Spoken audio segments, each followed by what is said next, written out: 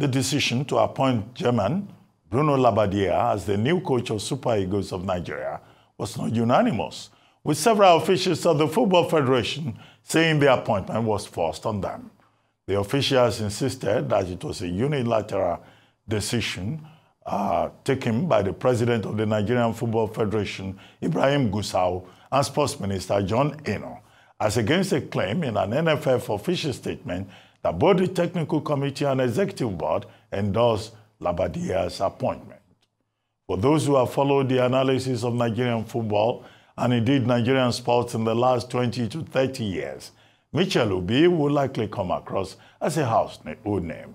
Dr. Mitchel Obi is the Executive Vice Chairman of Master Sports International Limited and a seasoned journalist who rose through the ranks in sports reporting and management in Nigeria and on the global platform, where he rose to become president of the governing body of sports journalists in Africa, the International Sports Press Association Africa.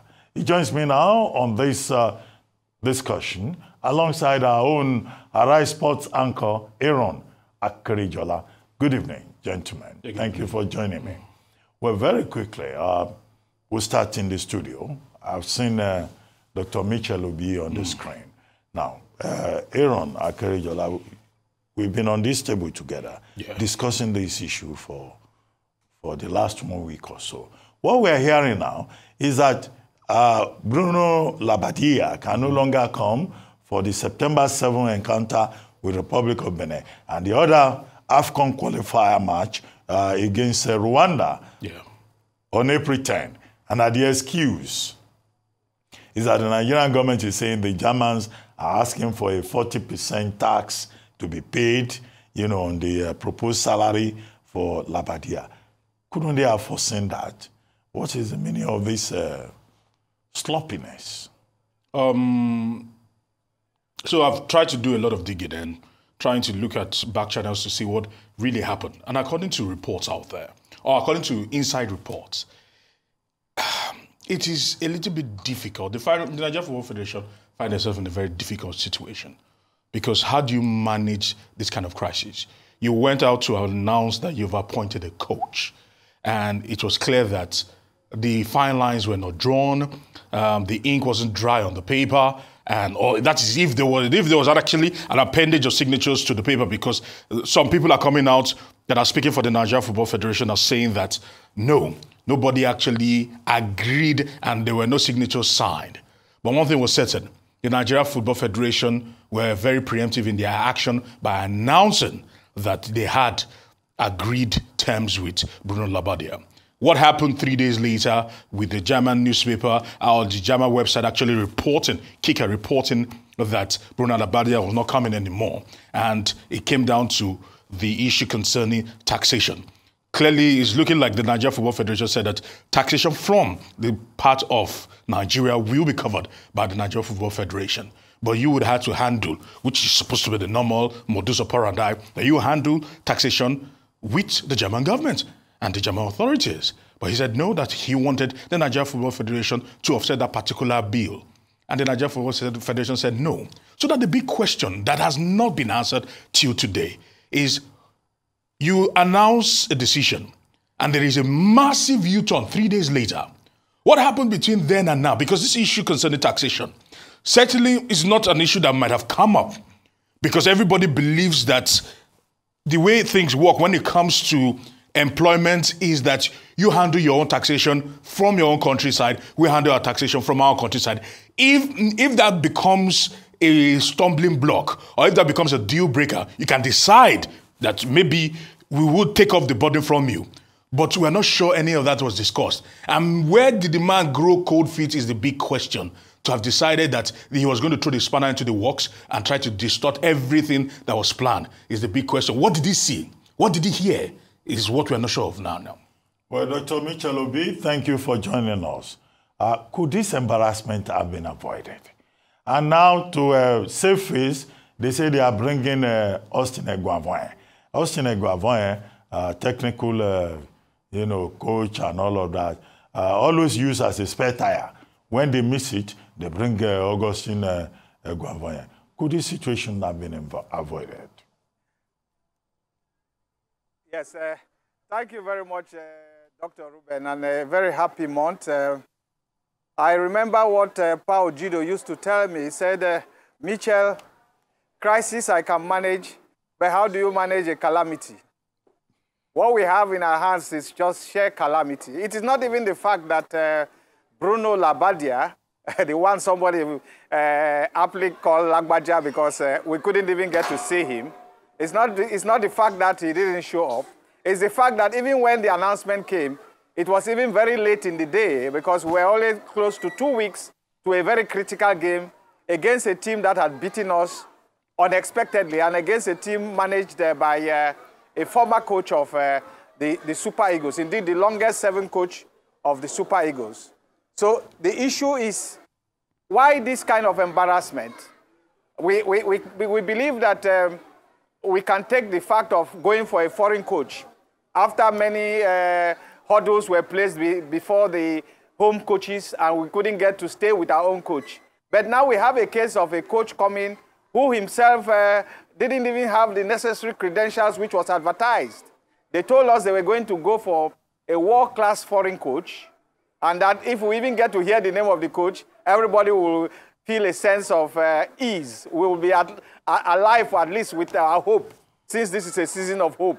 But here we had a Labbadia who has no national team experience in terms of coaching or even playing, and coming to handle a world-class team. If you look at the fact that we are runners-up in the continent, football-wise, and of course, given our pedigree, I don't want to say heritage because it's a mixed bag entirely. And so the embarrassment is total. For Ibrahim Gusso, the president of Nigerian Football Federation, I want to think that this is not new because he was part of the dispensation that started the decay in our game. That dispensation, of course, you know, was managed by Amadou Pinnick, who couldn't get to take us to the World Cup. And we are beginning to see all the elements of the rottenness that is polluting the scenario. Come to think of it, even if the board members endorsed the signing of the Bruno Labbadia, why can't a simple agreement be made? We were in the same shoes with the Eagles of Mali. They signed a coach the other day, there was no issue. Same with Zimbabwe, who are with us in this World Cup. We've seen countries sign coaches, no issue. Why talk about, what is taxation? Indeed, the taxation thing reminded me, Ruben, if you remember when Dr. Nnamdi Azikiwe was told that he couldn't pay his tax and for that he was disqualified. You know the kind of arguments that came to and fro. But that is not even the situation. Even if we can't pay the tax demands of Bruno Labbadia, why can't we even manage it internally?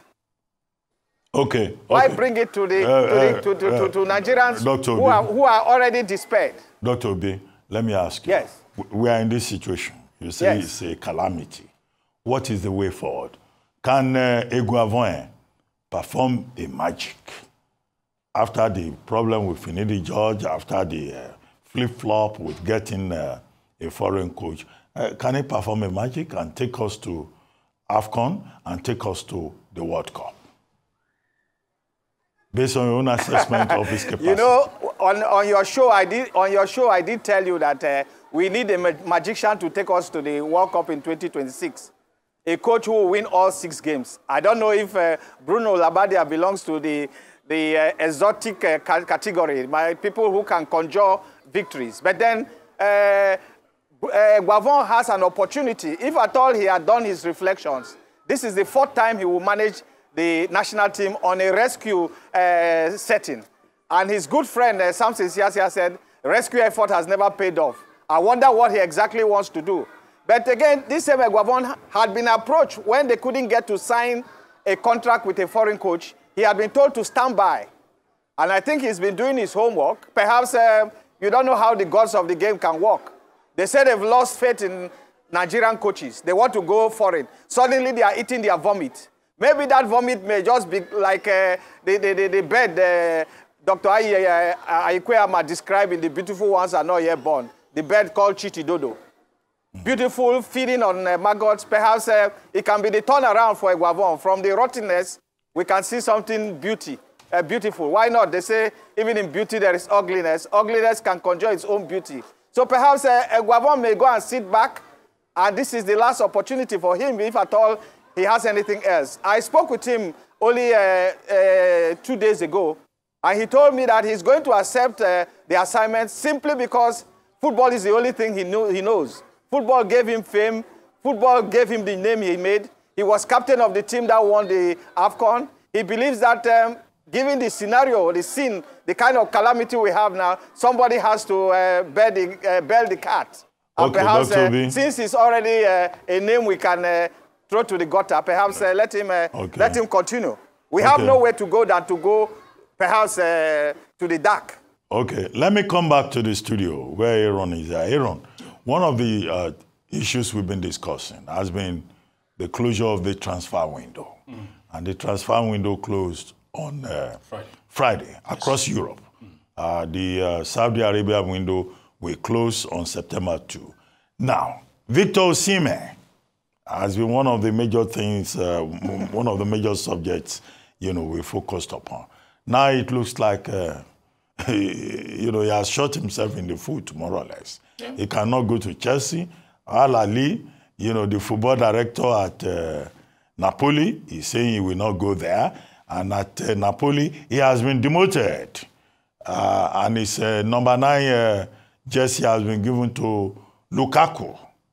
So what do you think of this? It's unfortunate. Very, very unfortunate. And Victor Osimhen seems to have been, when what the Americans call breathing your own exhaust. When you think you are probably bigger than what you are. There is something that people decry, especially in Hollywood, that persons of color suffer things that others do not suffer. That they will have to work twice as much to get half of what people that are whites, so to speak, do have. He seems to have forgotten that because people like Viola Davis, they've always said that things like this do happen and they are realities.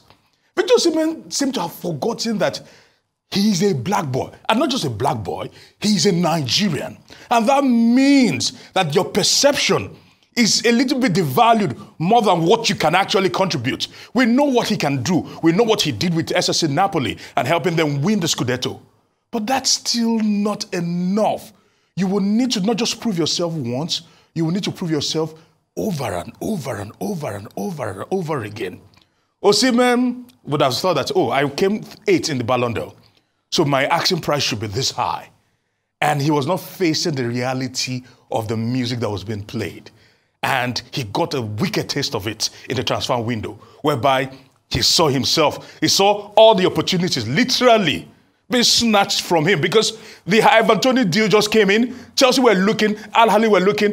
If Victor Osimhen is not ready to make up his mind, we'll go for Ivan Toney. And they've decided to do that, and Chelsea have actually accepted their fate and moved on. After the man that he was supposed to come and replace, or probably usurp, talking about Jackson, scored today. And it's unfortunate what has happened to Victor Osimhen. This is a rude awakening that there are still, there are stratas in football. There are massive classifications in football.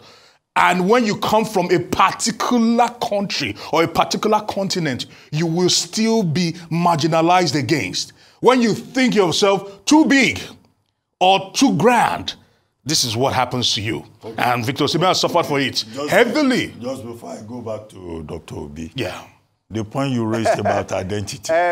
But Lukaku is a black man. No, that's the point. Lukaku is a black man and who has a Belgian passport. He had a disastrous career at Chelsea. Ask yourself the question. Lukaku has had a mixed career, but Lukaku has always commanded grand prize every time he moves, whether it's from Manchester United, Chelsea, Napoli, AS Roma, Inter Milan. They've paid premium for Lukaku. Okay. Can that be said about how many Africans do you know that has had that same trajectory like Lukaku?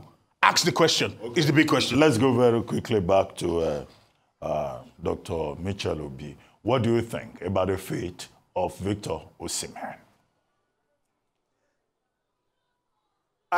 Let me correct an impression. I think the jersey number Lukaku has is not number 9, it's number 11. Okay. Osimhen is still a bona fide player of Napoli. He will earn his very high wages. I think the big issue is his appetite. The ghetto boy who became the poster boy of African football suddenly is on the reserves, and he will not even feature for the team in the season. But that doesn't take away the fact of him understanding the lessons of the game, that the football space is very brutal, and that if you are very high up, you must also manage your surroundings. You must also manage not only the way you conduct yourself, but also manage the way you apply yourself to the spirit of the times. It is a sad thing, and Odion Ighalo just released the message an hour ago talking of how pathetic it is to see Nigerians all condemn their own. And that for a player like Osimhen, who has shed not only tears, pain, and sweat to make Nigeria find her place in the sun, it is a very sad thing. And of course, he says lessons have been learned. And I don't want to think that Victor Osimhen has learned his lesson. Learning his lesson in the way he manages, of course, the business of his playing career. And it is not about him not going to where he's supposed to go. First, you have to understand that the salary scale put on him is very high. The transfer fee on him by Napoli is also very high. That means that if a club is coming for him, they are looking at two fronts. Looking at paying the club very high fee and looking at meeting the demands of Osimhen. So when you give those two tendencies consideration, you find that he needs to really find a middle point. And I think he has an opportunity.